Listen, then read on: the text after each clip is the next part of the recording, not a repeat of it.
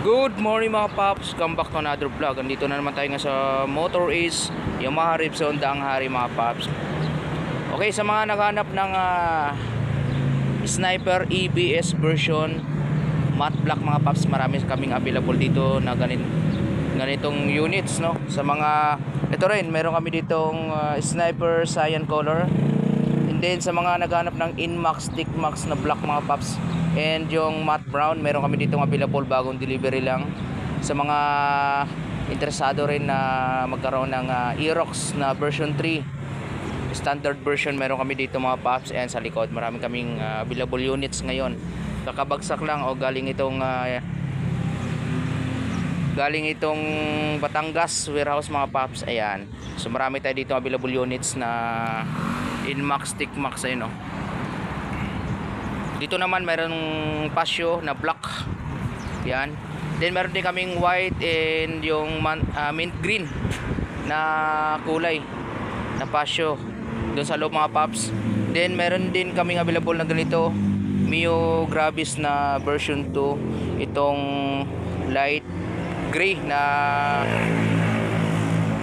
glossy mga paps. Ayan. So Aerox, meron kami ditong SP units. And then yung black, ayun, oh. Din dito naman sa bandang likod, dito natin makikita yung Yamaha Inmax Stickmax na version 3. So kakababa lang kanina. Ang ganda ng kulay nito, black, likabok pala. So black, glossy, and yung matte brown na kulay. Yan, ito yung matte brown mga paps, oh. So ito pala nagkakahalaga ng para sa Inmax Stickmax or yung may turbo, ang SRP pala dito sa Yamaha Ripson Daang Hari mga paps is nasa 178,000 pesos. All in na yun mga paps.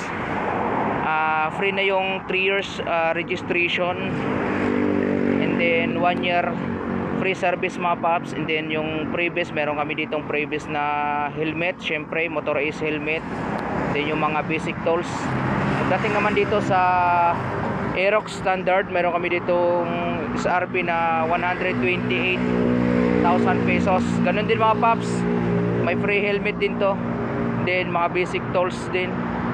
Syempre kung medyo madumi na ng konti yung motor dahil sa transpo o dito sa labas na parkingan kasi open, kung medyo malikabok, mayroon kami ditong motor wash. Pwede natin wash mo na yan bago i-release, no.